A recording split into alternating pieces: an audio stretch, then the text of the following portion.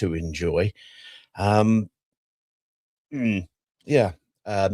Did we stop the rot after Saturday? Not particularly. We had another team who were up against us who were quite happy to try and make sure they would work hard off the ball. Yes, they sat deeper than Millwall did, and they weren't as in your face as Millwall were and as effective as Millwall were, but they're further down the league. It's no great surprise.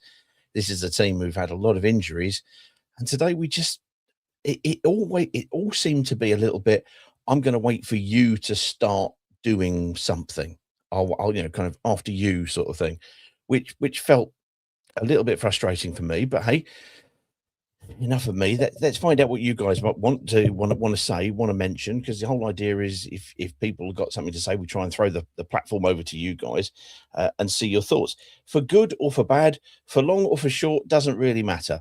It's just a question of finding out what you guys think at this moment in time after that game. Wet, horrible, sinkholes all over the place, and after a short while, with about 12 minutes to go, I think we all had a sinking feeling. We did manage to kind of fight our way back into it, but was it a little bit too little, too late? Let's go over to Wendover and see what your thoughts are, Greg. Well, I got nothing positive to say about that game at all. To be fair, from a Watford perspective, okay. Hopeless, mate, hopeless. Back to sideways and backwards. Yep. Back to sideways and backwards. If you were so poor in your last home game, which is only a few, at least you make a couple of changes just to make a statement. Yeah. Yep. Same 11. Look, I think we're lucky to get a point, Pete. I think we're lucky to get a point because the only way the goal was coming was from a defensive cock up by them. They're not as good as Millwall. I just want to get back to Saturday. Yeah, I did call Millwall's thugs, but I also said they were the better team and they all were well organised. Some of, and that's a point I want to get to actually, Peter. Mm-hmm. If people want to listen to this, fine, great. If people don't agree with me, fine. I try to be positive, but the anti brigade seem to want me to be as anti as them, and I will never be that anti. Though I'm really disappointed tonight, and I think it's a poor performance. But to keep tweeting quotes that I make to you, Peter, and the people that they know who they are. They know who they are. If you don't agree with me, come on and talk yourself and give your point. But please don't keep making it's faceless people that's one of them in particular won't let me respond to it because he's blocked me, but he keeps quoting me. I try to be positive, and actually, Peter, I get many DMs from people that don't call in saying, yeah, you keep up, what you're saying. I agree with most of the things that you say. So, look, I don't want to fall out with anybody, but please stop tweeting quotes and being faceless. And if you want to come on and talk, come on and talk. But that's me done really. Well, you're right. There's more quotes of you and I today from, and they always come out after defeats.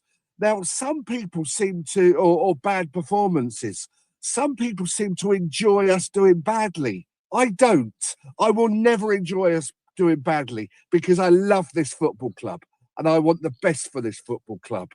But please. It's faceless and it's cowardly, and I'm a big boy, but it's cowardly. Come on and talk. If you don't agree, talk. But these faceless quotes, Anyway, I'll leave it. No, I completely agree with you. I mean, frankly, we put this whole kind of platform, I call it, over because we wanted, literally the voice of the fans, not us, you know, saying that we are, because we're not. Every single fan has their own position and own opinion, and those people are entitled to it as much as you are and as much as I am. But when you stop debating the argument and start simply having a go at the person, especially when you're ganging up on people, i.e., there's more than one, frankly, you've lost the argument, because you're no longer fighting it. You're just basically trying to bully people, and I don't like that. I try not to give it any.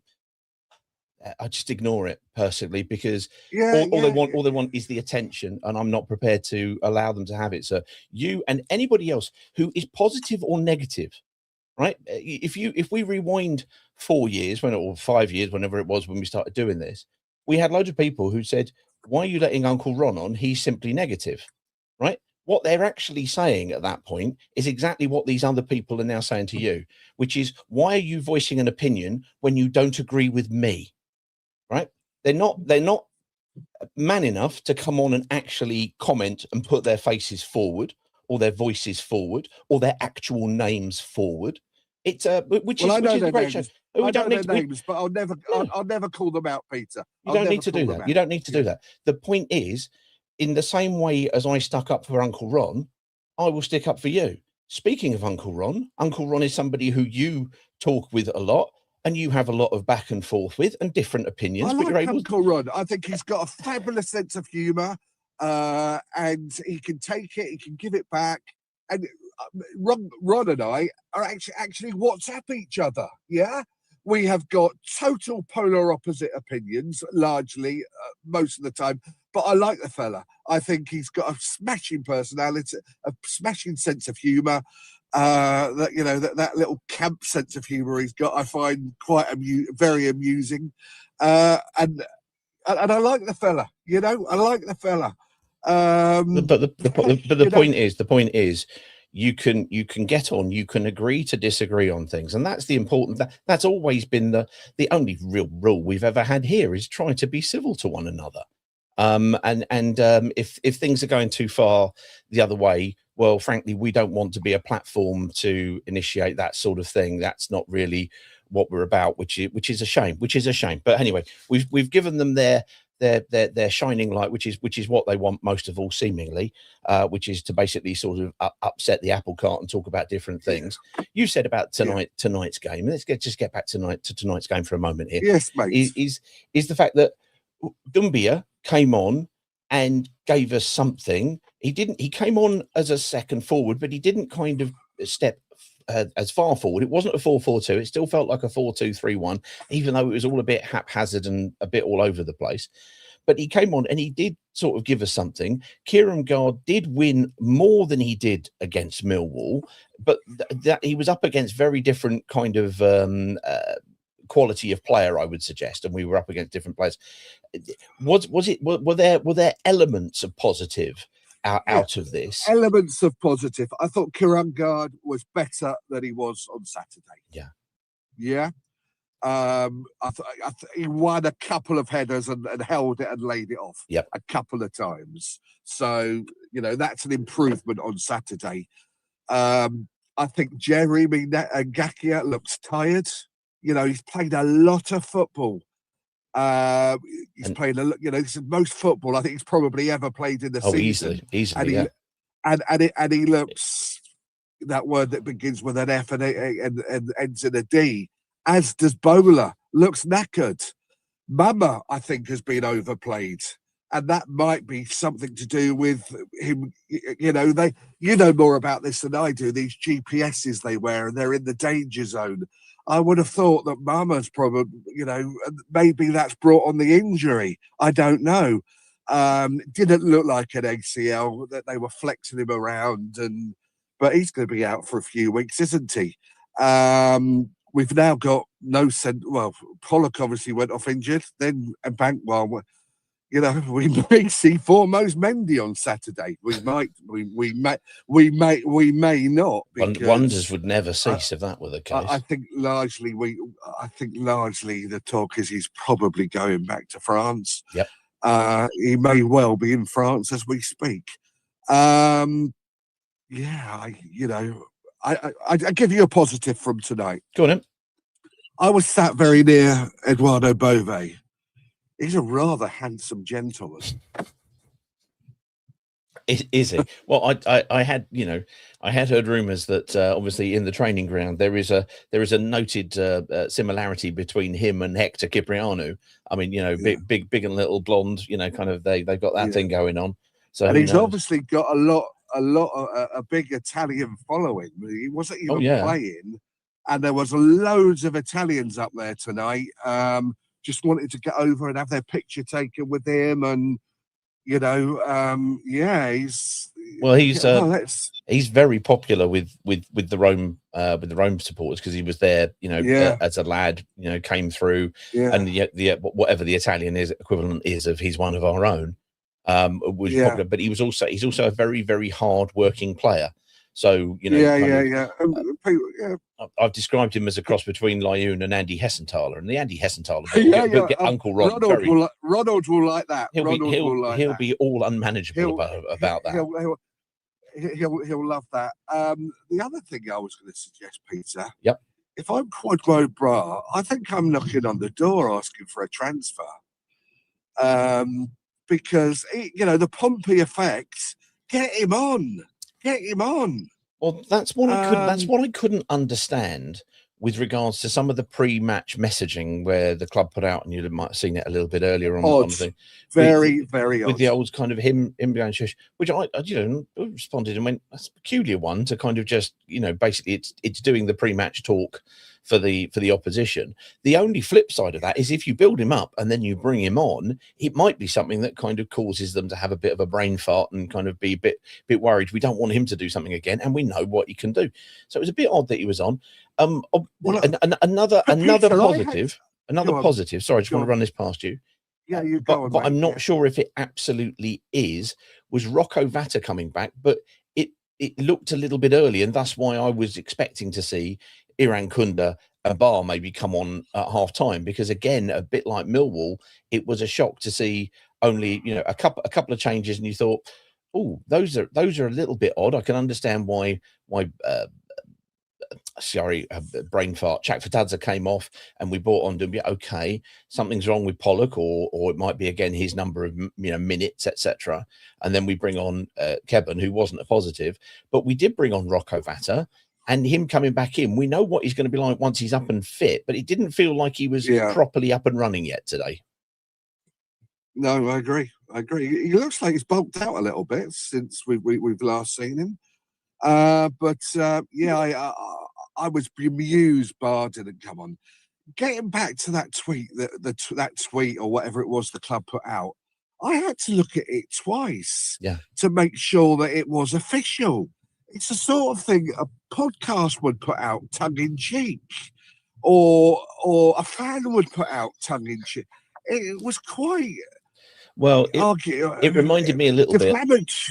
inflammatory. I mean, it reminded me a little bit inflammatory, it's the kind of thing that supporters, you're right, might say and do, but it's also the kind of thing that, especially when the club do it, all the fans go, oh no, don't say that.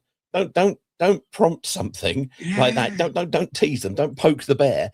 And in this instance, it would put out, if you do it, you do it. It was a bit like the thing when we went over to Luton and did the video thing before. It can go one of two ways, and you end up looking a bit daft afterwards if it didn't work particularly well. But in this particular instance, it seemed he wasn't quite in. We don't quite yet know how to use him, seemingly, and we've obviously gone. The momentum that was generated that popped at the MKM Stadium, frustrating to everybody.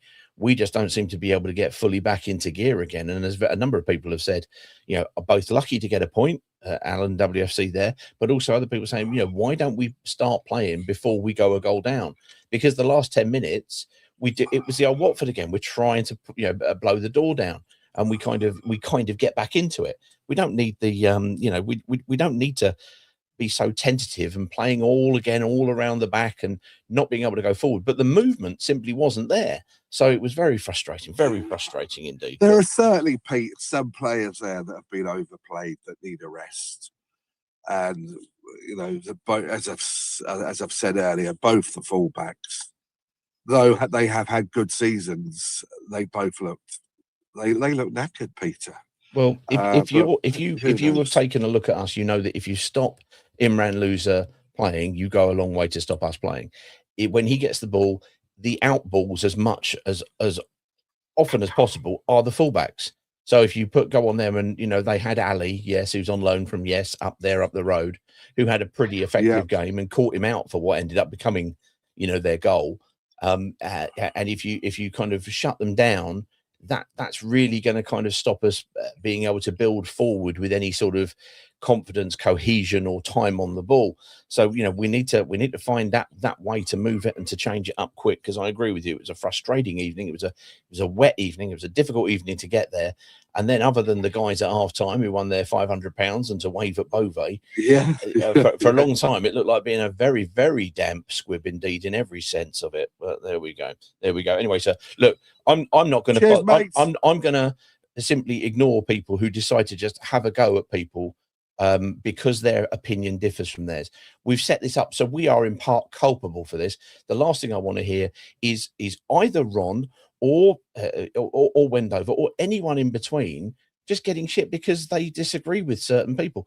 It's fine. If you don't agree with them, don't agree with them. You're welcome to come on and say your point. You're welcome to put your point in the 5 words, but let's not make it personal. We're all supporting the same team. Theoretically, we should be all wanting the same sort of a positive outcome.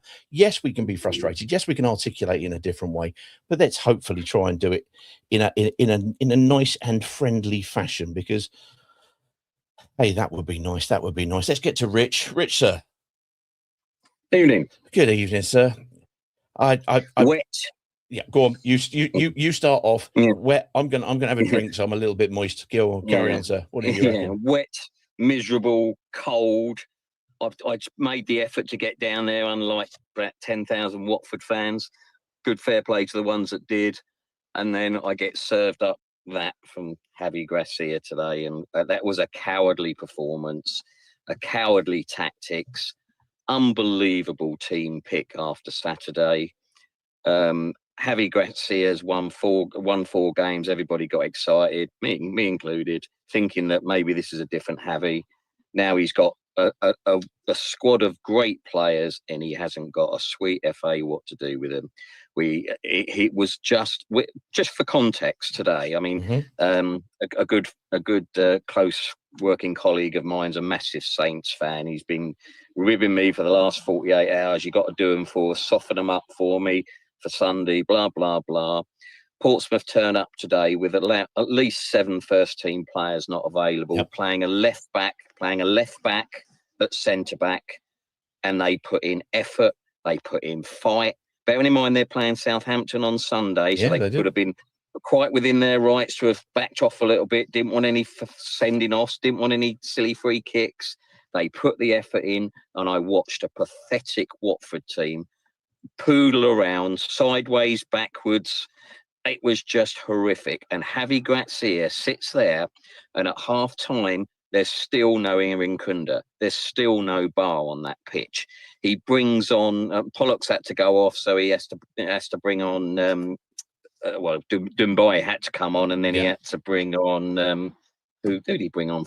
Completely lost train of thought who he did bring on, but it wasn't. He brought on Kevin. He brought on Kevin. Kevin, of course. And then when James Abanqua went off, of course, we had another shift around, which was kind of a bit frustrating. Yeah, bringing Kayembe on because he couldn't bring Bar on them because he needed to put a midfielder, and Cipriano went centre back. And we've somehow got a result out of that game, and not a good result. That's 2 home games on the bounce. We scored 1 goal and 1 point. And Javi looks lost. He had no ideas. He was completely, yet again, after Saturday and tonight, totally out-coached. And I thought it was disgraceful and an embarrassment to us. And I hope he's very angry. And quite honestly, I'm almost given up now because I don't feel that this guy in charge of the players that he's got knows what he's going to do. His sit back and try and break has been found out, massively found out. Anybody doing their homework now knows how to play Watford. You push them deep, you push them back. We have to kick it long. And then we've got a horrific centre forward. And I'm sorry, I don't agree about Kurumgar, because you're really clutching at straws if you think that was better than Saturday. He was horrendous, and he stayed on the pitch. And I can't believe he came out for the second half again. Duembai did more in 45 minutes than he's done in the last 180, and I'm sick of it. Rajovic was probably better, and God, I never thought I'd say that. He is a terrible centre forward at the moment. He's a young lad. He maybe needs to get out on a loan. But if Watford Football Club and Duxbury, Pozzo, Barami, Nani, you're sitting there and you're not getting a centre forward in before the end of this transfer window, you're not a serious football club. You know, but you can have your vanity signing in Bove, who we might see in about 6 to 8 weeks. And would you want Javi will probably have him sitting on the bench for most of the game. You know, it's just unbelievable what we're watching, and that isn't acceptable. You know, we should be rolling over Portsmouth tonight. I actually, for a brief moment, stupidly, I don't know where it came from, but after Saturday, I thought we're probably going to beat Portsmouth tonight 3 or 4-0. And then I said to myself, I can't see us beating anybody 3 or 4-0. Anybody. I don't think we got 3 or 4 goals in us. We snatch a goal here and there to win a game, and that's it. We don't score goals. We don't create enough chances. There is no goal mouth activity. And then the defence literally get pushed back, and eventually we concede ridiculous goals. And it's just not acceptable. And I'm just sick of watching it, and I'm sick of boring football. And that was boring football. I don't mind being beaten. I thought we were beaten by a better team on Saturday, and I think I was pretty fair in what I said Saturday. It was a bad day at the office, but full credit to Millwall. You could see they were a better team out for us. Tonight, yes, they were a better team, but they shouldn't have been. They shouldn't have been able to lace our boots tonight. And full credit to them, because, you know, they've come out and they've given us a game, and they deserve to win the game. And it's a blatant handball from Nkeki in the first half. That was a penalty every day of the week that they should have had. They scored a goal, and we've got, you know, we gave them their goal, and they gave us our goal, you know, with a stupid goalkeeping mistake. And, you know, it's just not good enough. And for Javi Gracia to play the same team tonight, all it's saying to the players is your shirt isn't under pressure, because you can go and play like that Saturday and still get the shirt on the Wednesday. And the players sitting on the bench are thinking, okay, well, I'm not getting a chance. And I agree with Greg. Well, you know, if you're Bar, you're thinking, what the hell is going on? How can I not get on the pitch? A game like tonight, where there is a little bit of extra edge, where we both said exactly that this was a guy that had a little bit of history with it, that, you know, they might have all gone after him and left space for other people. He didn't get on that pitch, Peter, and it's just unbelievable. Iran Kunda gets about 15 minutes. I think I'm being generous in saying that. Yeah. It's just not good enough. And, you know, Gracia's, well, he's not for me. But anyway, I'm not saying sack him or anything stupid like that. But maybe we do need a new. No, maybe the pre-January transfer window, we do need a new coach that can work with proper players and play them and not run them into the ground. Mama's been run into the ground. That's why he's got an injury tonight. He's played too much football. Bowler is absolutely pissing out of his backside, you know, and we were linked with Harry Amass. He's signing for Norwich today. You know, you should be bringing players in. Bowler cannot play the rest of the season full power. And Gakia, we always know he's not physically able to play. Like, he got taken off after 60 minutes on Saturday. Today he was a game too far again. He's cost us the game, you know, cost us a goal. You know, I like Jeremy, and so I'm not going to blame him totally, but the players are hanging out their arses, and there's players on the pitch that are not getting a look in. And people say to me, oh, we had a good transfer window. Barami did great in the summer.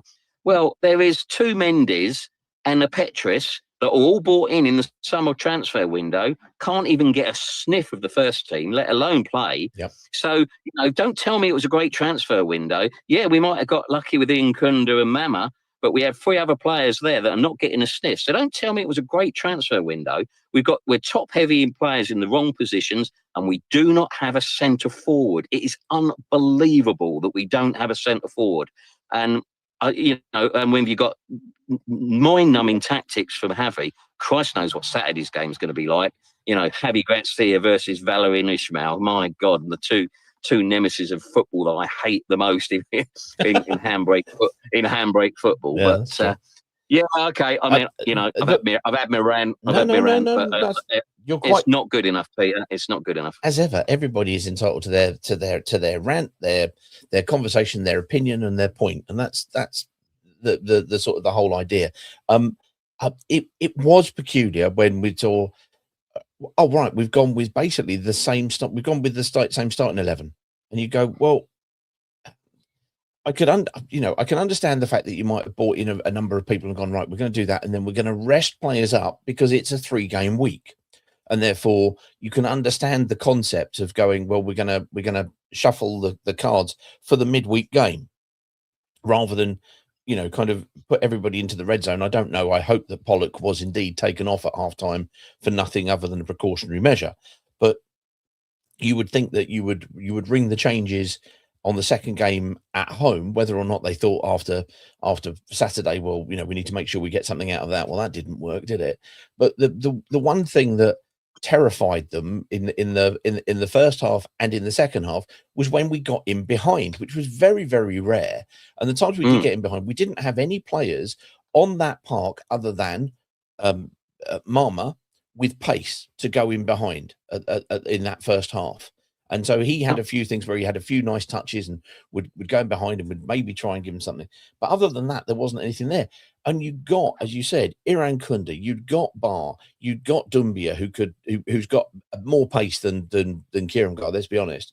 And it felt like I was surprised. Obviously, we don't pick the team, so you kind of have to see what somebody else's thoughts were. But it did seem inexplicable, and it was very. Okay, you get to the half time. What are you going to do? Well, how are you going to change this? And it wasn't something that worked particularly well, because we did go a goal behind. It was only when we started putting our foot on the gas to try to get back into the game. Otherwise, you were looking at 2 home defeats on the spin, and that would not have been a good look. Also, No, exactly as you say, Portsmouth. A whole number of injuries. There were 9, according to Freddie, when we talked, that they'd had 12 at one point. Okay, they brought in a couple of players like Ebu Adams, and they brought in Ali on the left there. And I thought both of those had okay games and good contributions, and fair play to Pompey in the same way as we said fair play to Millwall as well. But again, yeah, the questions about us going up against a team that you would hope to see us try to dominate, and that we were doing so at home previously, at least in the. Were we dominating, or were we getting away with it? Maybe so. Well, I don't know. You be the judge. Yeah. The only game, all right. The only game, and I said we don't score many goals. We managed somehow to score 3 goals against Birmingham, which was a very different Birmingham team that we played to one they played the next game. I don't quite know what they did that day. Maybe that was Chris Davis doing us a favour because he's a Watford fan, the Birmingham manager. Perhaps he did us a favour that day. Who knows? But he certainly rested some players, and that changed the next game because his job was on the line. That's the only time we put a few balls into the goal. But the thing is also about Kurumgard, it's not just him being poor at the moment. He's affecting other players. I lost count of how, you've got Loser, you've got Ince, you had even Cipriano. They're all looking at him and frustration that he doesn't hold the ball at all. It's not like, I know some of the balls he gets aren't playable, but he does nothing to bring any other player into the game. And I cannot believe a sensible person that's meant to be a manager like Javi Gracia or the board that sit up where Greg sits and can't see that he's not a good enough player for the Championship at the moment. I cannot believe that we are not looking at a proper centre forward. As I say, even put Iran Kunda down the middle. He's 5'3", but he can jump 6'4". And he's got pace, and he looks to get in behind. And we don't play him. We sit him on the bench for 80 minutes. It's just ludicrous, and it's so annoying, frustrating, and I'm bloody well angry about it. I've gone down, I've rushed around like a lot of fans tonight to get your game. I could easily have drove home from work and got him, put the fire on and sat and watched it at home. But no, I'll get out and support my team. I'll get out there after 50 odd years of doing it, getting soaking, pissing wet, and going out, and all I want to do is see my team put a bit of effort in and entertain, and I get that shite tonight. And I'm sorry, I'm getting a bit of the Birmingham away things tonight, but I'm fed up with it. I'm fed up of seeing good players. We have got good players. We're a couple of points off of the playoffs, remarkably, but we should be well in them. And if it goes on much longer, if you don't stop this rot of nonsense and playing the same players and drilling them into the ground, you know, if we don't get a win at Blackburn on Saturday, I'll tell you, I mean, and even that is only going to paper over the cracks to have 2 home games and pick up 1 point playing a team that's in the bottom 3 tonight. Yeah. You know, I'll accept Millwall, they're a good team, but not to get a win against a team like that. It wasn't even their first team, 3rd from bottom in the league. Big game on Sunday, no players to really pick a proper team, and their B team, and we luckily got a point tonight. And it's infuriating, and I'll let someone else have a chat, but it's very, very annoying, and I don't know what the transfer window looks like for us. I just think they got their little vanity signing now. They're going to wave him around for a couple of weeks, so then we won't see him, and the transfer window and close and say, yeah, but we got Bove to come. The time Bove starts playing for us, we'd probably be out of it anyway. But there you go. We'll see. Before you go, Rich, I'm just going to read you this. This is Sam from one of the comments on YouTube. He says, Saturday was dire. Tonight followed suit. Yavi's got the handbrake on, bricks under the wheels, and we're on a flat ground. It's negative, bemusing, and hard to watch. A squad with flair players that don't get on the pitch. We should be taking the game to our, to teams with our pace and power. We don't. Sideways, slow, and infuriating. So in exactly the same way as I said earlier on, it's okay for people to disagree with you. It's also absolutely fine to and Sam, Rich, beat one another, kindred spirits. There you go, Rich. We'll chat after Blackburn, who are now in the bottom 3. Portsmouth have got themselves out this time. Don't worry, Blackburn, we're on our way. We're on our way. We'll be there in no time. Lovely stuff. Thank you as ever, Rich. Thank you very much indeed. Let's get to Boyd. Then I'm coming to Jason. Then I'm coming to Harry, and then we'll get through all of these lovely messages. Boyd, sir, are you there? Are you there? Boyd's been waiting a little while. Sometimes Twitter doesn't let him come back on. Boyd, are you there, sir?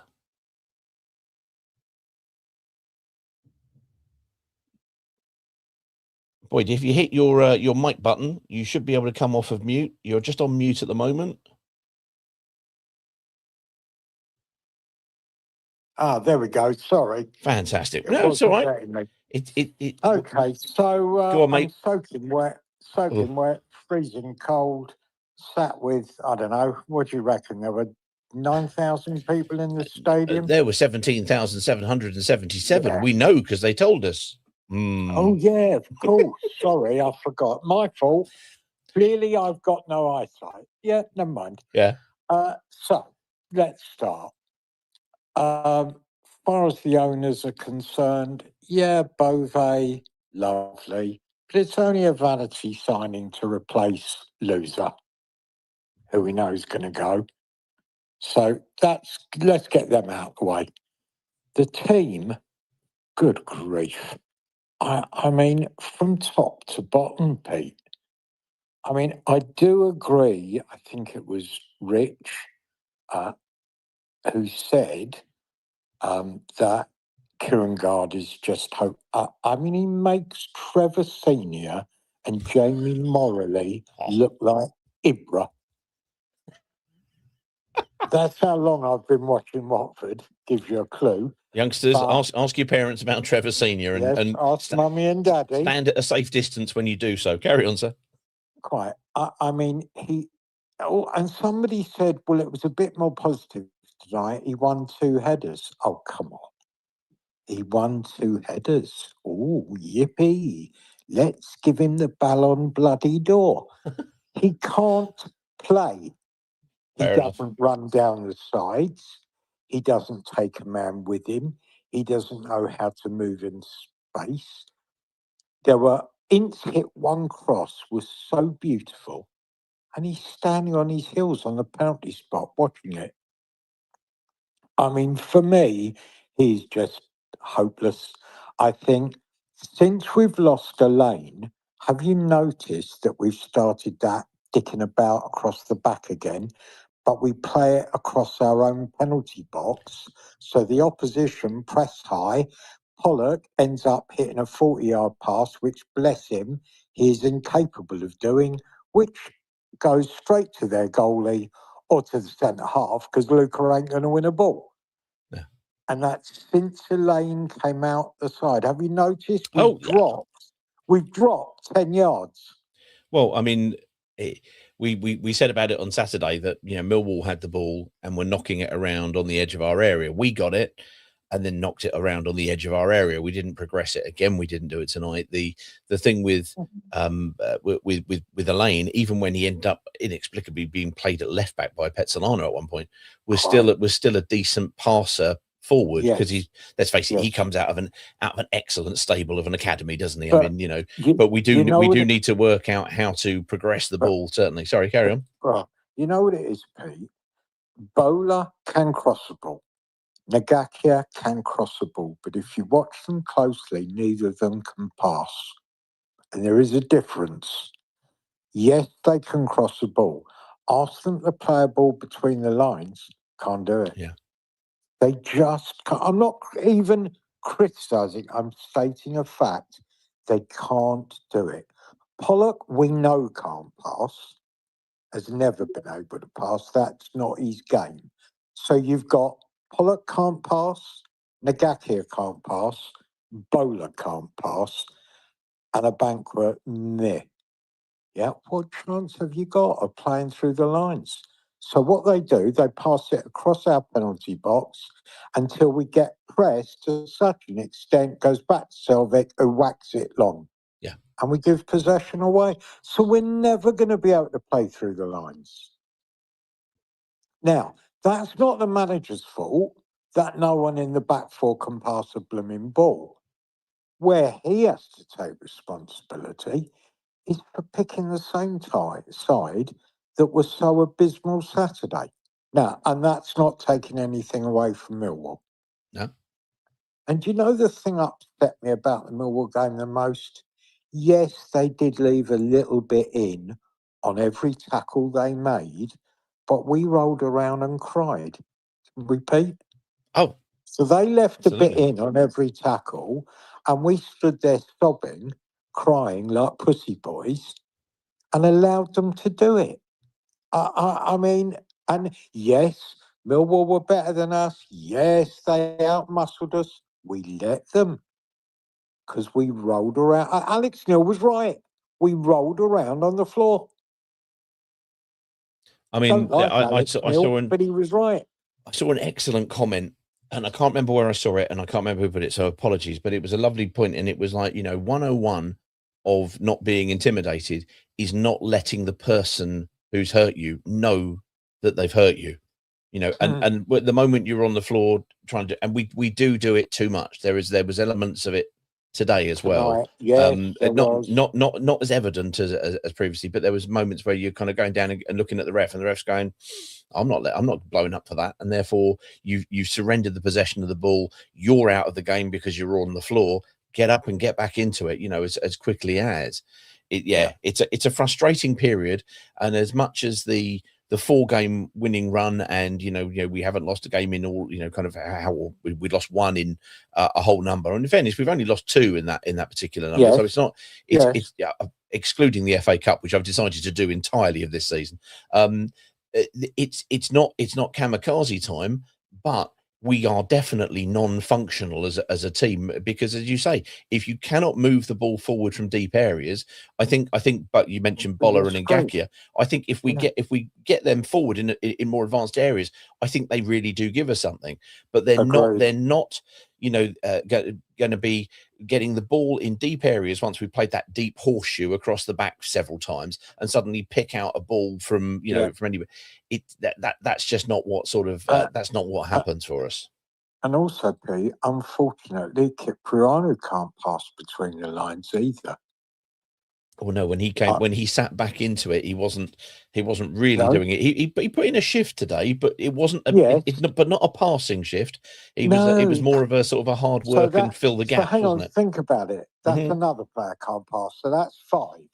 So that leaves Loser, who's dipped slightly. Yeah. But teams have worked him out, so they follow him around the pitch and batter him. He's got to work that out, but it might be good if somebody around him could play. Yeah. Now we look, Shax, off it a little bit. Kieran Gard, as I said, can't play. don't even know what he's doing in the side. And then, well, you know. So when you look at what we've just said, Yeah. he hasn't got a chance with those tactics. He's got to change something, Well, or get someone in who can hold a blooming ball up, so the back four who can't pass can go long. your point that you made earlier on, which was like, you know, with Kieran Gall, and I still think he was better today than he was on Saturday, but that's an extremely low bar. I'm not bigging him up here. I agree exactly what Rich said. You got more out of Doumbia in 45 minutes than we did from Kieran Gar in the full 90. But you made a really good comment, and you said he doesn't run down the side, or as the parlance would be, he's not a channel runner.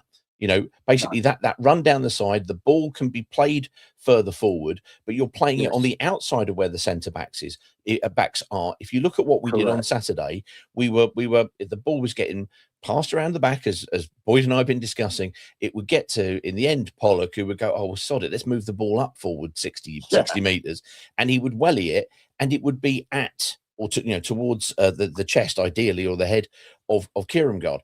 What you want is for it to be between the fullback and the centre back, and in behind for him to turn and run into, and then get in there, get hold of the ball and hold it. The problem is he's not quicker than even Jake Cooper. He's not stronger than Jake Cooper. He's not better in the air than Jake Cooper. But tonight, that would have been an excellent way to play. It moves you further up, and it allows everybody else to come in. And it's something that I think that we could see more from Doumbia. I've got no idea about Semedo. I think the jury is so far out on Semedo. I don't quite know what he is, other than an impact sub.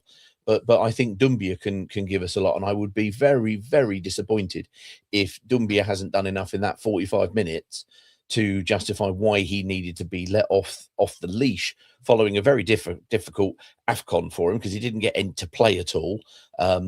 He's got running in his legs. Can I ask you? I'm gonna give you 3 comments that have been made from people here, just randomly here. But Melanie said, team seems a bit disinterested or needing a rest, ? Which I thought was interesting. Josh Lewis said, drop in form around January, February. I remember this under Cleves and under Val and under Bilic and under Ranieri. And then Sam says, does the negativity come from above? Scared to lose for fear of being jobless, sets up not to lose, but also not to win. It feels cultural that we've had this drop off on so many seasons now, in and around January, as we come into an end, or as we've just gone through a transfer window, somewhere around January, February time, we sort of drop off. It seems cultural rather than just individual managers, or am I overanalyzing it? No, I don't think you are, but my memory's not good enough. Is it possible that January transfer windows we're hopeless, and that the players are absolutely knackered and we need a boost, but we never get it? I don't know. I genuinely don't know. Well, it certainly was the case last year, because what did we get? We ended up with one less forward, and we ended up with a Wiley, a left back, so injury prone. We bought him twice and didn't do anything with him. So it surely is. It's that chance for a shot in the arm, isn't it? I mean, we are crying out for a left-sided centre back can pass the ball. We were crying out for that before Pollock and a Banquo went off injured. We were crying out for that before because of Max going. Yeah. We're crying out for a bloody left back. He doesn't rate Petris, so that tells you we're crying out for a right back. Yeah.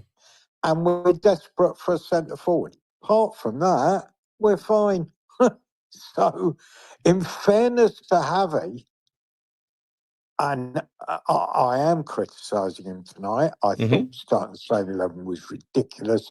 Substitutions were poor, apart from the enforced one when a Banquo went off, and too late. But what's he supposed to do? What is Javi supposed to do? I personally would play 3 centre-halves, and I could therefore move Bola and Nagaki higher up the pitch. That's what I'd do, whether people might agree with me or disagree with me. But, the passing across the penalty box, Pete, is just getting silly. Yeah, with you all the way. I just like it to see it going forward. Thank you so much as ever, Boyd. Lovely stuff. Let's get to Jason Rose. A bit before, as I'm just coming to Jason. So Jason, come off of mute. Hit your microphone button. Just a quick one. Do you want to say happy birthday to Mal of the Northwest Cheese Express? Mal, it's his birthday. Happy birthday, Mal. There you go. Happy birthday, Mal. Happy birthday, Mal, everybody. There you go. There's, sorry about the football. Yes, exactly. Yes, exactly. It's all I've got available to me. I mean, let's face it, the roads aren't working. There are sinkholes everywhere. It's raining. The football's crap. But hey, it's Mal's birthday. It's Mal's birthday. Hooray! Right, I think we've done Mal's birthday pretty well there, Jason. Let's move, shall we, towards the event this evening. Some people in the comments as I've been going through have said, Kieran God had the assist for the goal, so yes, fair play, and it's a fair point as much as anything else. Yes, he's got some weaknesses, but he does seem to have a few bits of end product in terms of goals when he's there. But he's only scored in 4 goals. I was reading the other day, in 4 games. Sorry, so all his goals have come out of 4 games, which is something that you look at and you go, it's a bio thing, isn't it? That's a bio thing. Well, it's very much it's very much an Andre Gray thing, because I remember looking at his season at Burnley before we got him, and he'd scored a hat-trick and a number of 2s, but there were so many games he hadn't contributed in. But tonight he has, and fair play. We'll say that about him. What did you think about everything else, sir? Yeah, it was dreadful. Yeah. It's funny enough, because I was going to come into bat for young Kieran Gard on the back of Boyd and Rich's criticism, shall we say? I just wanted to point out that he was involved with the equaliser. Yes. And to be perfectly honest, what I will say is we don't score that equaliser if Chapatadze's still on the pitch, because he doesn't play as a number 10. He plays as sort of like, I don't know, some sort of winger / number 6 / something or other. I don't know. He's a very confusing individual. He frustrates the fuck out of me. Pardon my French. Yeah, and I thought it was better second half when we got somebody up sort of in the same postal district as Kieran Gard. Yeah. But again, Dunby was still. I mean, there was a guy behind me. I mean, bless him. If he didn't shout press once, I mean, wow. I mean, oh, great. He poor bloke must be. He was going off his head, to be honest. But he was right. We were so. We were so happy to let them have the ball. And it's frustrating, really frustrating. I just wanted to point out a couple of things. There was one that I really need to get off my chest. Yep. The pissing goalkeeper's doing my head in. Selvik. Okay. I mean, he is as at fault with the way we play as anybody else. Because when we have a goal kick, he can see the whole picture. Yeah, he's got the whole. He can see that there are 2 Pompey players or Millwall players for Saturday snarling and waiting to close us down, and yet he still rolls the ball to a Banqua or Pollock and then plays out. I mean, just change it up every now and again, mate. It becomes too predictable. And what frustrates me is that, Pete, there just doesn't seem to be a plan of how we're going to get out of, our own final third, be it from goal kicks, be it from throw-ins. I mean, even throw-ins. There doesn't seem to be a discernible plan. We've got a throw-in our own defensive third. We don't seem to have a basic idea of how we're going to get out. And it's frustrating. And I mean, I worry. I don't know. I just don't know what they do during the week. I don't know, because I'm struggling for words, so sorry. I've got all Hugh Grant on you, and I really apologise.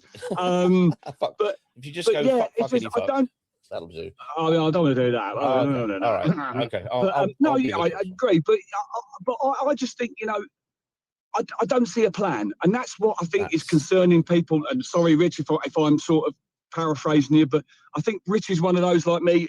You think, well, where's the plan, man? What you know? I sort of understood to a degree playing the same team. If you've given them a rocket up the arse and gone, right, that wasn't good enough Saturday, let's see a little bit out of him. Yep. Clear, you could see after 15 minutes, it was the same thing. And it's like, well, what have we learned, children? Clearly nothing. And I don't know. I'm a bit, I'm perplexed as anyone else. You know, I don't think we're good enough for the top six, not in this current state, but because we are as a squad very, you know, we're short in certain areas, and you know, Boyd made some very good points about left-sided centre half / left back, and you know, and a striker. Yeah, I don't think we'll ever find one, but you know, we are short of a really good. I'm sorry, I don't know the centre forward's name who plays for Pompey. I like him. He's a handful. Cody Bishop. Yeah, handful. Love him. Yeah, that's the sort of. There was one incident in the second half where basically a Banquer bounced off him. Yeah. I turned to my mate and said, "That's a proper centre forward." Do you know what I mean? That's a proper centre forward. Banquer literally bounced off him, and he thought, well, that's what we haven't got. You know, I do agree to a point with Karen Gard, but the lad's young, and you look at the options. Harry clearly sees Doumbia as more of a attacking midfielder than a striker. And like you said, you made a very good point about Semedo. You know, he's an impact sub at best.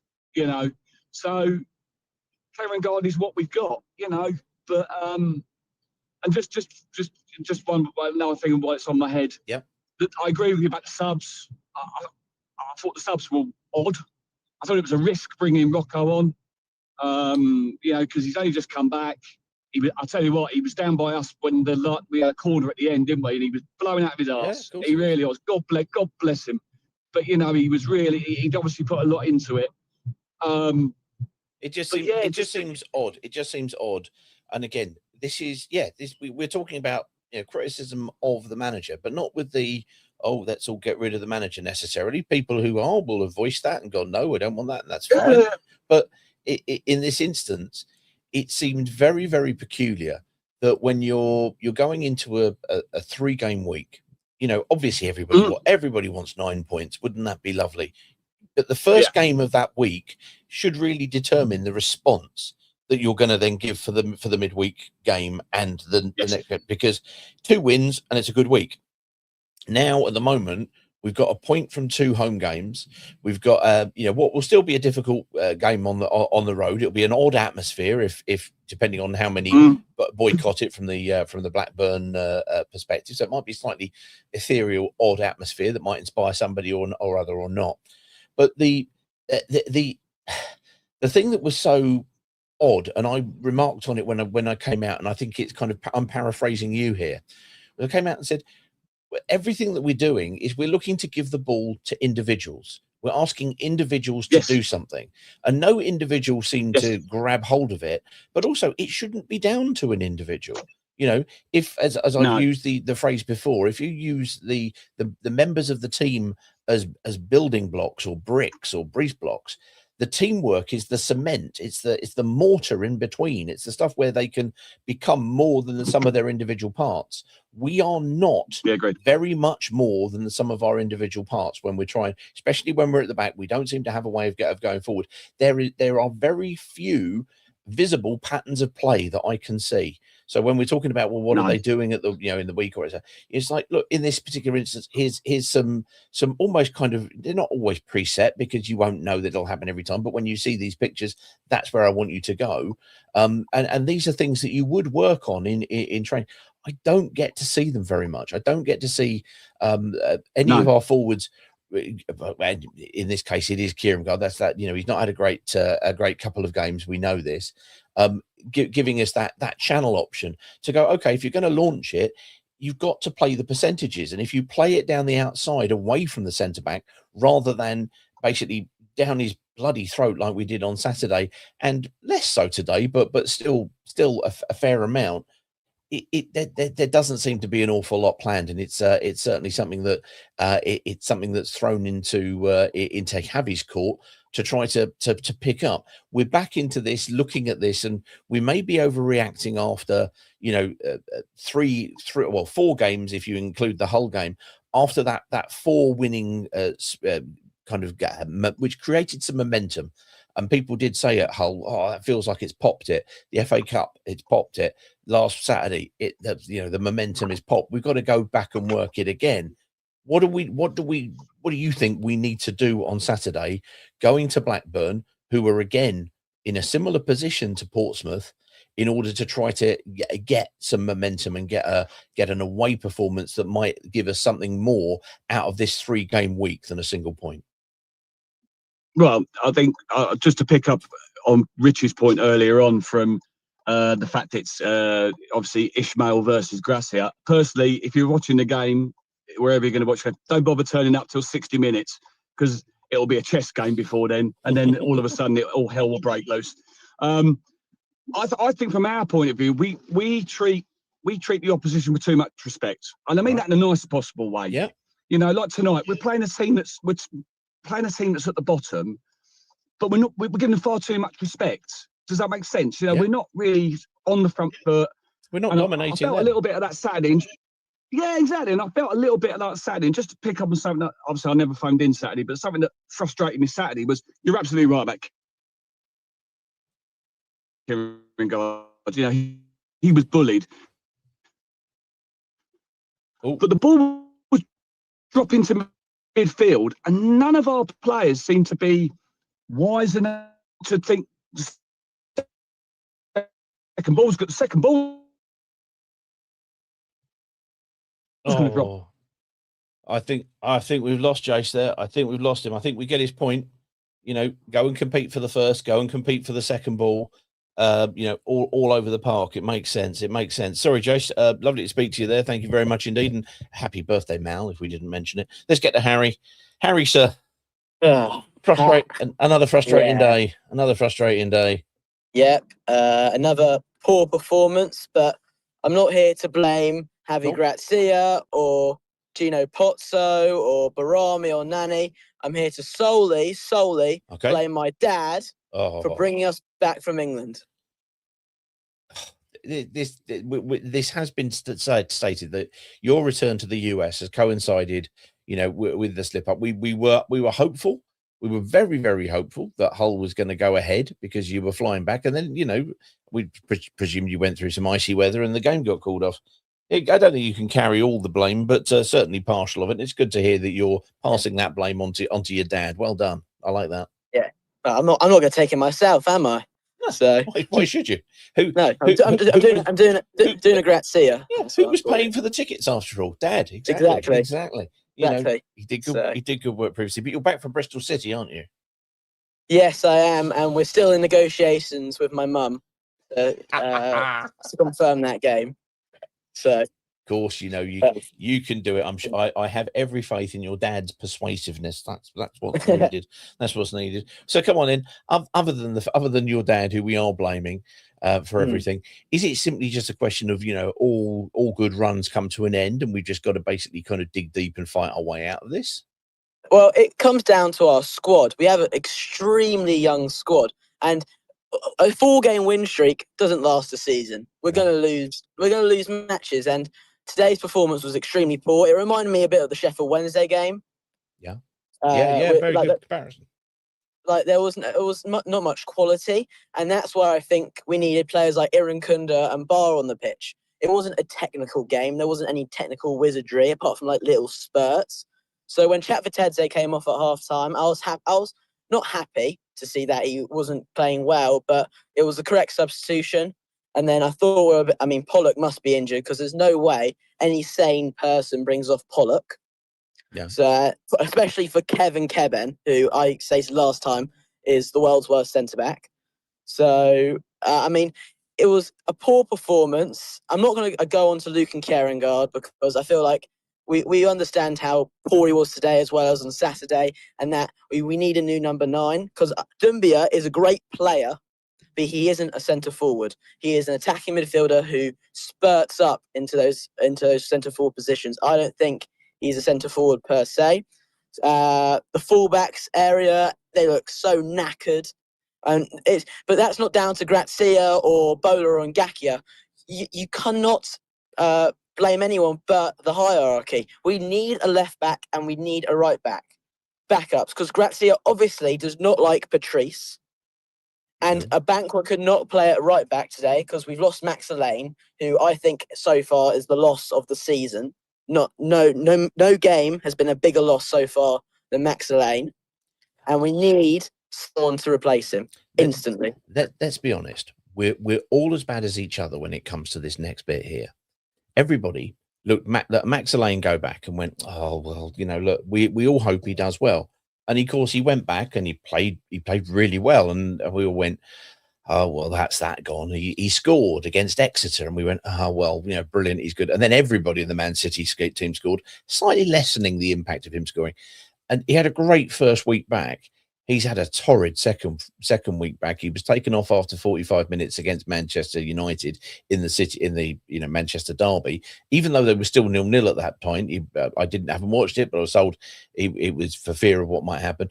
And then last night he got called out for 2. And I think every other Watford supporter is probably going, well, there might be some chance of getting him back then, because they've gone and signed Gahey. In the meantime, Mark Gay, so they've strengthened that. Maybe Diaz, maybe Gvardiol, might come back in there, and it might be that in order to get his game time and can kind of refresh his development and get him back going again, there's only one other club he could go to. So it could be the biggest loss. It could be the biggest comeback, perhaps. What do you reckon to that? Well, if that happens, I think the environment will change a lot around the club, and it will also put a little bit of pressure off of the hierarchy trying to find a right back, because we got a backup in a Banquer. But I mean, it was unfortunate also he got injured today. That was a phenomenal tackle when Portsmouth had that breakaway. Yep. But it just shows how bad foremost Mendy is, that we're playing as 2 centre halves for the last 20 minutes of the game of Kyprianou and Kevin Keben. And we have 1 centre half on the bench, and today was the day actually that we needed centre backs on the bench. The bench was strong, but it was just unfortunate. There was a lot of unlucky injuries. Oh well. We will see where things go. Well, look, lovely stuff. We look forward to finding out more about about Harry's dad's negotiations with Harry's mum as to whether or not Bristol City can be attended, and therefore basically everybody can tick it as a win already, because that's what happens when they come back.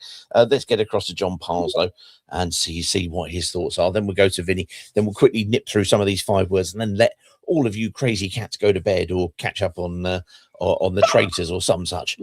Mr. Parslow, sir. Oh, hello. Hello. Sorry. Are you walking the dog? I don't know if the dog's going to... Can you hear me okay? Yes, what's the dog doing? We want commentary. She just wants food, so I might have to just feed her some treats while I'm talking to you. Oh, okay. So I know you want to go to bed, so okay. I won't keep it too long, but what treats? Hold on. Let's get back to the dog here. What treats is the dog getting, and has the dog earned these treats, or is it simply being placated? She's been totally placated, because I would have ignored her, but because you dialed me just at the right moment. They're called pet munchies, but they are low fat. But she had a good Christmas, so she's meant to be on a diet. So oh god. So we'll see. Yeah, she's only a puppy. How can you put a puppy on a diet? Honestly, dear oh dear. I don't know. Dear. I had a better Christmas. So Anyway, talking about lean and healthy. Let's discuss our squad and the game tonight. Yeah. Look. I'm a Harry fan overall, and so I'm not. So I think some people are calling for him to go and stuff, but that's just nonsense. But but tonight was a bit bewildering. The one thing I would say in his defence, he was going apoplectic on the sideline. Yeah. I mean, he was trying to get the players forward, and we were far too stretched. So there's something going on. But then I did get really annoyed, because he was going mental at the team for about 5-10 minutes while I was looking at Bar and Irakunda down our end by the corner flag, and they were standing and they were just looking at each other, because especially when Ince ended up staying on and made one change, and Bar was just holding his hands out going, surely I'm coming on, or and he didn't bring him on for ages. So I did find that late substitution really bizarre. You know, so that's almost. I mean, so he got away with one. I think the only silver lining, I'll try and give people a silver lining. But this is more hope than anything. Just in a moment, look, we're in an appalling game against. I think one of Javi's good things and bad things is he will get a system and a structure going, and not everybody likes it, but get a bit of consistency. But he trusts certain players in that. But he does stick sometimes, and this even happened in the Premier League a little bit when it was like, you know, Delafeu playing or Gone playing. He'll stick with it for a little bit too long, you know, and then go. What happens if everybody goes back? You go back to Sheffield Wednesday. It was absolutely shocking, and then he was forced to some changes. And then, if everybody remembers, we went up to Wrexham, and we should have won that game. We played quite well. And Doumbia, actually, that was the game he played. That was his last game behind, before. Yeah, and he had a really good game, just dropping off Kumgar up front. Yep. He was playing in that whole thing, and he really, and it was like, oh, maybe this is interesting. And then he was gone, right? And then, of course, we went on that run. So I'm kind of hoping. I mean, he's going to be forced into changes. I mean, I wouldn't be. I mean, if a Bank was injured and Pollock is injured, you're going to see probably Cipriano playing at centre back, right? But that then might mean something different comes in midfield. And I thought Cipriano did well when he went in back centre back, but that's by the by. So that is a fullback option, but it's also going to accelerate anything they're doing with the defence. So for that one. And the other silver lining, I think, if Vata is fit enough to come on as a sub ahead of Irukunda and Bar, then we might see Bove on Saturday at this rate. Because I'm like going, because he looked quite sprightly going around the pitch, and I'm going, well, if you can bring Vata on, right? I mean, I don't know how much Bove might be blowing, but yeah, I mean, I'm being facetious on that, but he might not be that far away, you know. But I did find that really bizarre. I mean, to be fair to him, Dad was trying to make things happen, right? So he put that energy in, but you know, but it did seem, I did feel for Irukunda, because I mean, again, when he came on, he's getting back to that effervescence that we saw at the start, and he's got to start. And my last point, a little bit on change of the team. You know, I think Ince has, he definitely lived off those 3 goals. We did score 3 goals only 3 games away, by the way. When it was going, we'll never score 3 goals. It was literally 3 league games away. Yes, it was. I think Ince has lived off that. But for me, you can't have Ince starting, even though he's had a pretty good season, when you've got Bar, Irukunda, and Vata options on the bench. That becomes insane, because he should be a good squad player that we can trust, and we need to bring that in, and we just got to be a little bit more daring going forward. I still come back to the fact that it's a 3-game week.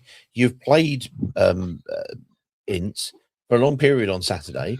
There's something that we know about Ince is he's been an excellent professional. He doesn't throw his toys out the pram when he wasn't being treated well. So okay, you drop him out. You drop him out for this particular game, and then you can consider who you're going to bring back in on Saturday. To retain everybody who looks a little bit weary on Saturday already for the Wednesday. Some shake-up was anticipated, to just kind of have some fresh legs, some fresh impetus, but then not to have the use of it. And absolutely, you're right. The injury to Abankwa obviously meant that we had to, because we didn't have any of the Mendy's on the bench.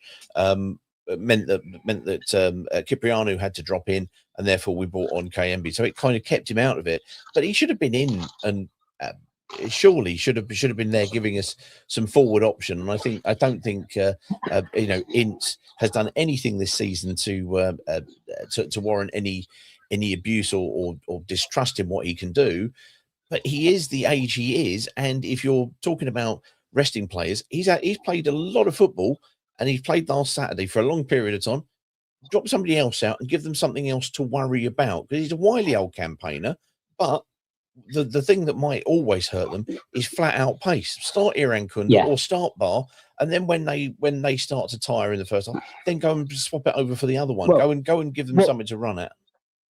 Well, now with Vata back, we have the option to play 1 or 2 of them, and you still got something on the bench. Yeah, absolutely. To change it up, and that was a little bit of the problem, because with Elaine not there, And there was one time early in the game, Abankwah did take the ball forward. We've got to start running the ball forward, not just passing it. We've got to start breaking the lines. And you need an Irukunda, you need a bar, you need something else in there just to do that a little bit more. Because Georgie can do that, but I just think not having a pre-season is just missing that tiny bit of explosiveness, you know. But yeah, and I guess I said it'd be quick, but Kunga, I actually thought he did all right tonight. I'm sorry, and I said at the start there was a video of me with Justin interviewing me at the start of the season, and it was one of the first games. I think it was a pre-season game, and it was like, oh, you know, what do you think of the season? And I went, well, you know, and I think we'd signed a few players. I went, well, we just need a centre forward, and I got people chipping in, Greg Staub going, oh, what do you mean? You know, we sold all these players centre forward. And I went, well, none of them scored a goal in pre-season. Yeah, you said about it. I remember. This is not unexpected. Kumgar, I thought, did quite way better than he did against Millwall. There were times when he did get the touch in and lay it off. There are other times when he struggled, but there's not enough around him. Do you know what I mean? There was a few times he got a bounce off him, and we did not pick the amount of second balls we did not pick up. It's because we were too stretched. You know, we've got to push ourselves up. Bowler wasn't overlapping, and it's had a ball on one side. So Bowler stopped overlapping, and Gaki occasionally was doing it. So, you know, maybe that is because Bowler's tight. You know, do you know what I mean? So I think he has to freshen it up on Saturday. That was my point. Long point for No. I agree. I think that's entirely reasonable. I think he does need to freshen it up. I think he needs to bring in fresh legs. The reason why Bowler has stopped overlapping is because he's played, I think, almost every minute of league football that we've played. Just about. I think there may have been one time when Caleb Wiley turned up, you know, between injuries, no doubt. But at the moment he's solely relied upon, and he's having to cover a lot of distance, both up and back. He's had a fantastic season. It's only understandable that he's a little bit tired and waning. And this is the point. This is the moment when Javi earns his money. He's got to make those decisions as to who he is going to select when the team he always selects isn't really fresh and available. I did mention previously, and I remember an interview, and it was Adi Mariappa, and he said, you know, they were talking about Javi, and he said, absolutely brilliant, absolutely faultless. The only thing you could say at him was that he's sometimes a little bit too loyal to the team in the shirt, sort of thing. You know, maybe he needs to rotate it that little bit more. You know, it's one of those things. It's one of those things. Never mind. So I will let you get back. Happy birthday, Mal. Happy birthday, Mal. And happy birthday, Mal. And happy birthday, obviously, needless to say, to Bailey, because she's eating lots of doggy treats, which is a nice thing. I think that's very nice. Let's get to Vinny and then find out. Then quickly nip through some of the comments and take it from there. Vinny in Dallas, how are you doing? Are you in Dallas, or are you gallivanting all across the US once more? Good afternoon. I'm in God City, Dallas, Texas. We're actually gonna get an ice storm this weekend, so I'm about to hit the store and stock up on nothing but booze. So drink yourself to safety. That'll be the way. An ice storm. What sort of temperatures are expected? Like I don't know the Celsius conversion, but below freezing by like 20 degrees Fahrenheit. Oh dear. So whatever that means to anybody over there. Yeah, it's bloody cold. I mean, let's face it. Yeah, the US gets some spectacular weather, but you know we don't like to quantify it. So we've got the Celsius Fahrenheit thing. Nobody ever knows anything about anything, because you say, "Don't I go? It's freezing. It's about 22." And we go 22. That's balmy weather. We're taking jumpers off. We never understand. Never mind. Enough of such climate-based discussion. What did you think of the showings tonight in the rather rainy Vicarage Road? And did you get to see Millwall as well? Yeah, so I was gallivanting across the US. I was in Philadelphia, and I watched the Millwall game in the morning, very hungover. Terrible. And obviously tonight was terrible, except for, I don't know who said it, but Bove looked great at halftime walking around. But he's quite a fashionable dude as well. He's been on the front cover of lots of magazines and all sorts of stuff. So one for the ladies to enjoy, I imagine. But not really elegant. But yeah, I mean, everyone's kind of belabored the point that we should have obviously played different. I mean, you could have went even crazy and put like Doomby at striker, like drop Chalk Fatazze for Capriano and put like Iracunda at cam, Iracunda out wide and Mama out wide. You could have went like crazy because Portsmouth is freaking terrible. They're like literally so bad. But yeah, we just stuck with the same thing that like worked 3 weeks ago. But you know, it was quite poor. And I was talking to my friend after the game, and he's like, "Yeah, you dropped 2 here, you dropped 2 Sheffield Wednesday at home, Yeah. and we dropped 2 at Portsmouth, right? Yes, Literally, indeed. like we dropped 6 points against the 2 worst teams in the league." And so I forgot who mentioned it, but there's like a cultural thing you were guys talking about where Watford always suck in January and February. It's like all my friends say Watford always suck when they're playing the shittiest teams in history. Yes. And the 6 points that we dropped, and Lord knows we play Sheffield Wednesday again, we're gonna drop 2 more. But like those points are literally gonna cost us like getting automatics from promotion. Or not promotion, from playoffs. And it's going to be really frustrating because Middlesbrough's not world beaters since Rob Edwards left. Like, they aren't great. Like, Coventry's for sure automatic. And it's like you have a chance to really take it by the horns, and you're just like laying the biggest egg of all time against Portsmouth.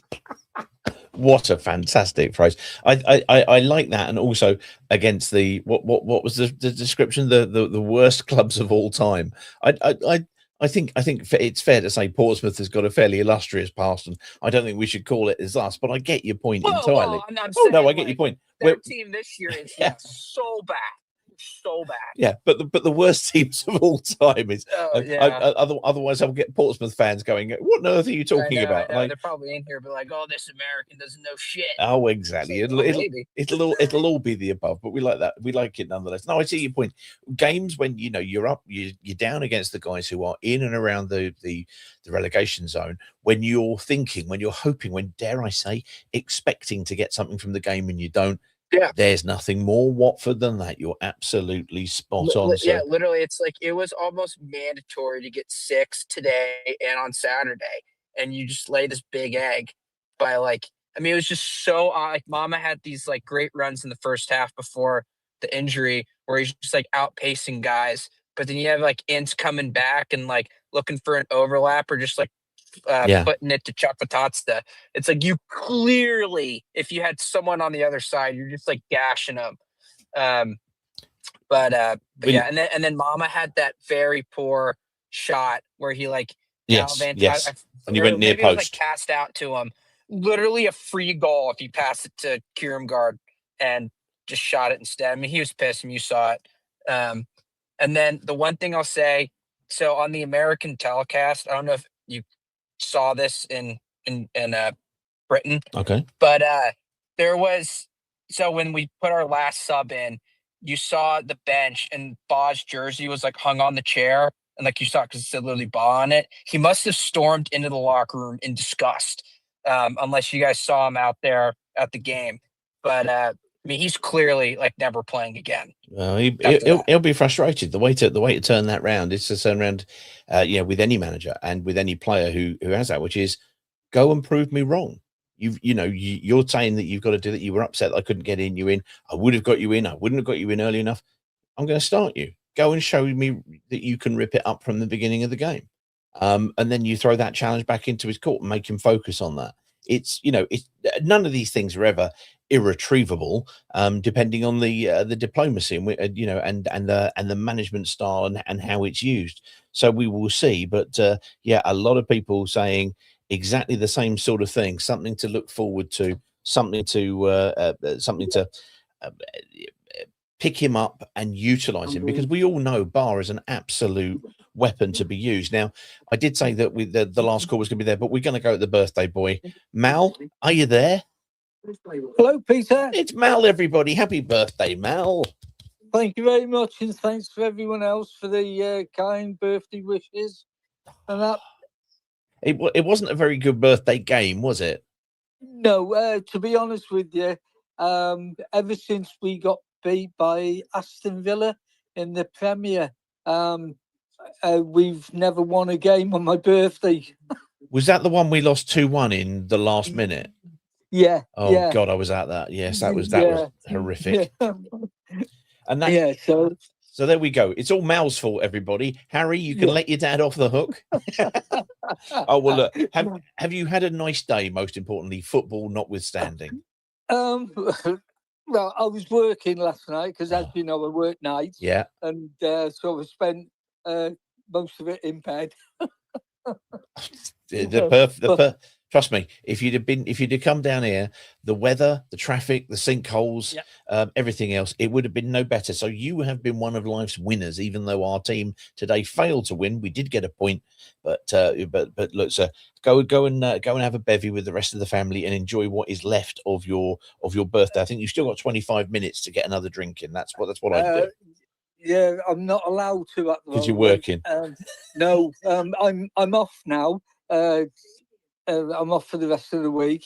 I've got to go in hospital, have an operation on my ear, and I've been told I'm not allowed to have any alcohol now until after I've had me up.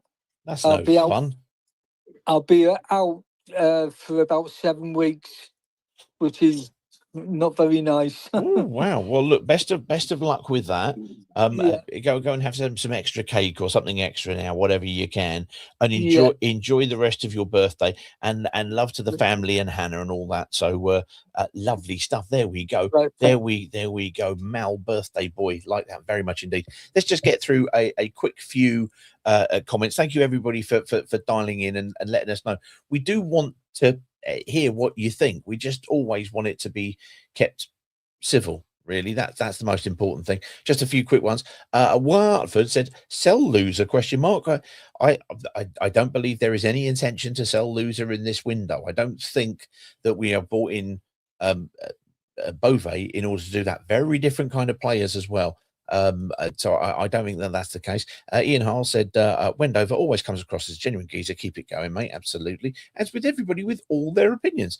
Lee J, these are just some that I kind of highlighted to come back to. So frustrated with that and Saturday. The setup, the personnel, the tempo, the game plan. Team needs freshening up at the weekend. Dumbia, Irankunda, Bar, Vata should be the front four. Simple as that, he said. Melanie said, still supporting Wendover, even though I'm not on X anymore for a lot of reasons. Absolutely fine, no problem at all. Sam, I mentioned one of his earlier on. He said, Yavi saw Saturday's weak and gutless performance and stuck with it. Mind-blowing. The very definition of madness, doing the same thing and expecting different results. We've got players capable of exciting us, but they sit on the bench, he says. He then also said, when there's a feeling of optimism or hope with the 4 wins in a row, we go and slide tackle ourselves with a change of tactics and system, both of which have been negative. Let's get down to a couple more of the last ones that were in there and I wanted to share with you. Paul Shank said, I can't see why he resisted in not playing Bar. He brings Vata on, who's been out for months before Irankunda or Bar. Dumbia down the middle and Bar, Irankunda and Vata behind in the second half. That would be it, which kind of echoes what was suggested earlier on. Paul back again. He said, why don't we press as a team much higher? Paul, sir, you are singing to the choir in this particular instance with me. Are we not fit enough or just too slow in defence or midfield to press high? Win the ball up high, close to their goal. I'm absolutely an advocate of doing exactly that. The higher up you press, the less distance you have to try to go to guns, and you might catch them out and do so. Look what happened with our giveaway goal today. It was Ali who had a fine performance for a player on loan from that place up the road, and got it and put the ball in, and they scored and they went ahead. And suddenly you're thinking, oh God, it's not one of those. We did get something back, and people have pointed out the fact in previous years that could have that might not have gone in. So we should also appreciate coming back into it and getting a 1-1. George Parker said, think Yavi wanted to try and play out centre-backs to the wing-backs, then play back into the deeper centre midfield, and then look for the forward ball, going out to go in. Portsmouth press negated that to long balls, well, which we saw with Millwall again, although they played it a little bit, they they had their press a little bit lower than the Millwall, who were right at it. OJ says, I can't believe everyone is bashing the one who fixed a scoring tonight. What about Mama not able to pass a ball to two ready attackers? So defending there with Kieran Gard, and his, as we mentioned earlier on, his contribution in the goal coming back in. Lee comes back in and says, play with pace on the wings and abort the inverted wide formation. If we have to go long, at least we have the threat out wide.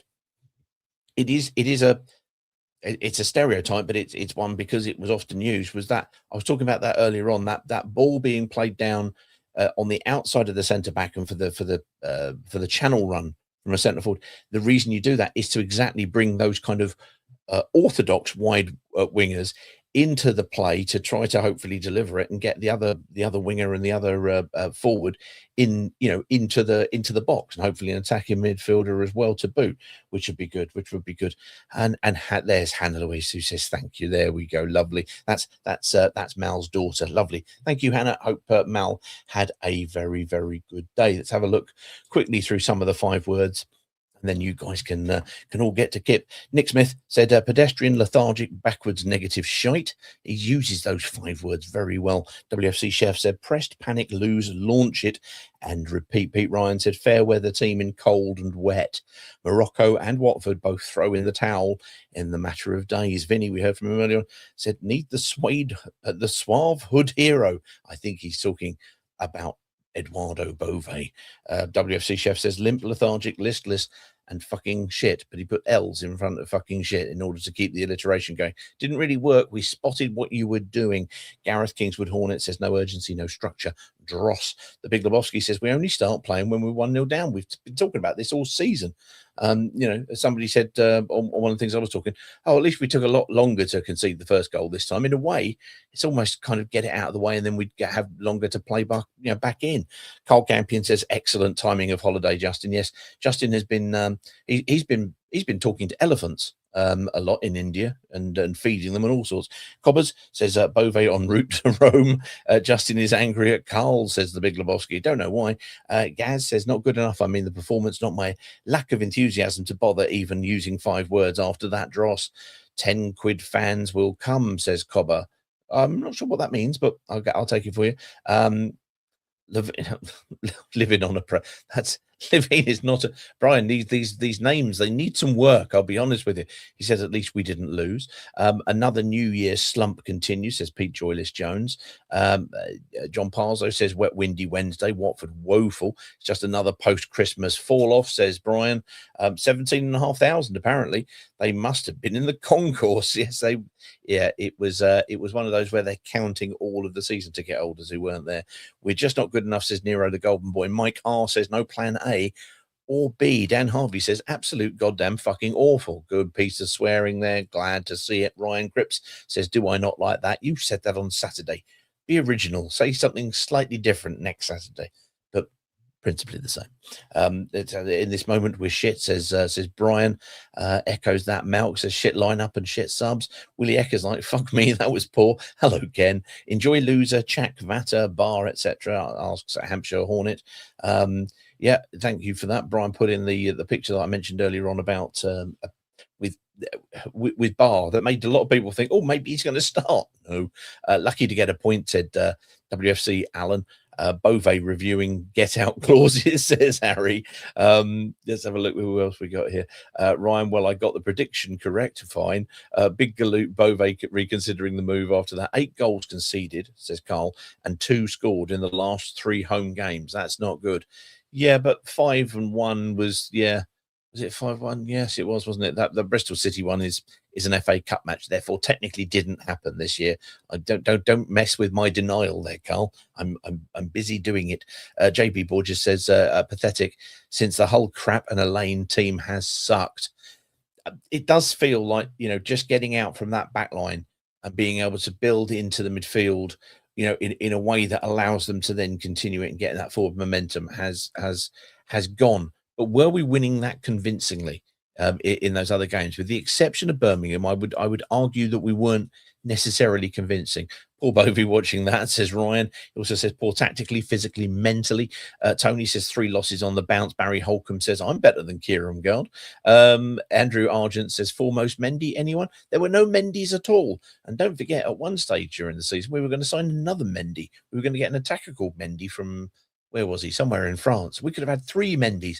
Imagine all of those Mendys not being in the squad. Sam, who I mentioned earlier on, we've read a lot of his stuff, said negative tactics get negative results. Carl Wilson says need to sign defenders now. We need to see what's happened, obviously, with Pollock. It may well have been cautionary. It was odd. Kevin doesn't fill me with confidence. As I've said before, he can look outstanding. I'm not arguing with that. But the problem is, in every game, he's got 5 minutes where he has an absolute brain fart and causes difficulties. Today, yeah, I didn't think he covered himself in glory, but I don't think anybody did in the back line for the goal. Least of all, a player who I have been impressed with this year, but does look a little bit leg weary. And Jeremy Ngaki, who got caught out with it. Was Max really that vital? Asked Derek Armson. I think he was foundational. If you think about it, he wasn't showy, but he was at the back there and just allowing us to get the ball and keep the ball and get the ball and move the ball forward on occasions a little bit easier. And it's absolutely the case that even then we would pass the ball across the back, but we didn't seem to do it so pointlessly. So many times you do it and it's okay, well, why? What's the point? As we had, the point that was previously made that I went through here, which was from George Parker, when he said, thought that they were trying to play into the across, play to the right back, play to the deep centre back, and then play it forward. And it's like, and I get that, but what benefit is that? I still don't understand what benefit that gives us. What we need to do is to try to get the ball surely in up front as soon as we physically can within areas of control. And where we lack on that particular piece isn't about the movement of the ball quickly. It's the word control. We don't have control. When we're playing it around, we're playing it, and you can see we're losing control, and we're losing the control in more dangerous areas for ourselves most of the time, because they are pressing us up high. We don't do that to the opposition, and then we're in trouble. It's a riddle wrapped in an enigma or whatever. Bove looking for exit clause, says Jimbo. Sam said stubborn Grazia disaster class. Matthew Messiano says you can't go back, Bove. Hello, Matt. Carl Wilson just said tried flat shit cock willy bum, because I did praise the fact that he used some expletives last time when he'd run out of his comments, and he's taking that all the way. Need signings. Grazia lobotomy, says Rich. Let's get to some 5-word, so some long form. Sorry, having done that, it's all late and you'll want to be getting out to doing whatever. What's all of this stuff? This is all stuff on. There we go. We want to go to home, don't we? That's it. Do excuse me whilst I fumble around with technology and lose. Oh, there's the picture of me. We don't want that. Right, 28 long forms. Let's get into that.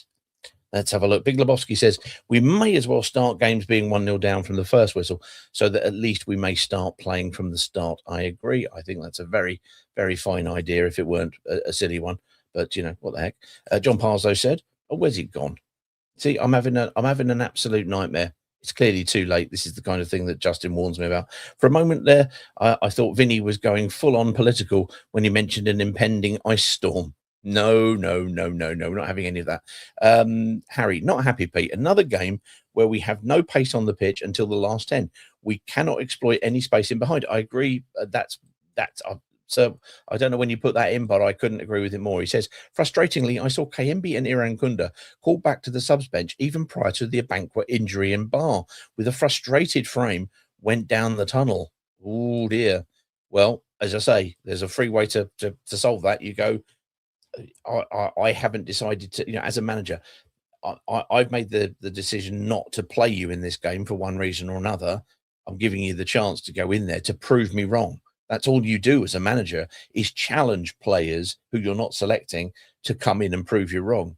I hope he does on Saturday. I hope he gets a chance, because only one of two things happens. Either he proves his point or he proves the manager's point.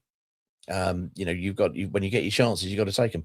Are we overrating these players? Asked Carl Campion. I believe second youngest in the league, promotion candidates at the start of the season.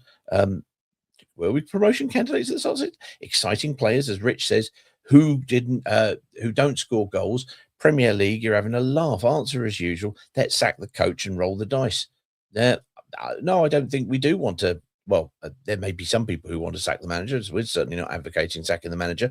I think we've said before about I think we're in danger of having 3 decent centre forwards in about 18 months' time, because I think they need to fill out and bulk out. I would like to see another forward coming in to help them learn their trade. Is it too much this year?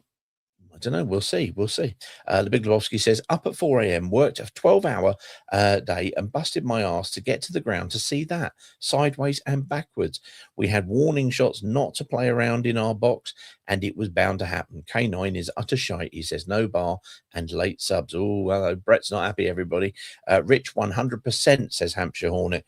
That was Rich WFC2 was on second. He said K9's horrendous and has been since the first game against Charlton. He's not progressing as you'd expect for someone playing so regularly. He kills all counterattacks because he can't hold the ball, and defensively he doesn't press hard enough. Yes, he has scored, and so did Rajovic. Fair enough. Carl Campion said, non-attendance today due to M1 closures and not wanting a mystery tour of Dunstable. Watch game on Sky. Was it a penalty, as they suggested? A Banquet handball at a corner? Commentator kept on mentioning the Portsmouth Luton player. Very annoying. Yeah, he didn't really get an awful lot of jip, did Ali from the Watford crowd for his Luton connections. I'm not sure how many people were aware of it. Rich, we scored 3 goals only 3 league games ago, says John. That was I think the word Greg is looking for is frazzled. Fine. Watford Limericks, we'll get to those to finish off, everybody. Hampshire Hornet says K9's forward performances are as flaccid as a 90-year-old who's lost his blue pills. Thank you for that. Carl Wilson says the players have got to start believing in themselves. I'm not saying be cocky, but we should think we are good and have a right go at Blackburn. Other teams' fans think we have got some great players and they fear us. Need to play front foot football. I think, you know, we've talked about culture before, and is there a way to play that's culturally, you know, kind of aligned? And we say that, but of course you've got to define what front foot football is. But with no reserve league, says Carl, he says nowadays, how are players meant to learn? So do you keep playing K9 so we can learn, or loan him? I do feel we need to get Deeney in to work with our forwards, he says. Chris Talfa says the defending was very poor. Was all pretty poor today. Why do we only start fighting in the last 10 minutes? Really disappointing performance against a weak Portsmouth. We didn't deserve the win. No, and I thought, bearing in mind, I mean, I'd appreciate you're using the phrase weak here. It's not a weak Portsmouth side. It's reduced because of, you know, it's weak because of injuries, you know, that they've got. So you got to ask, on another day, do you get a stronger Portsmouth side coming and turning us over? Potentially. Ryan says post-Christmas collapse has set in. Felt like the squad didn't want to do it.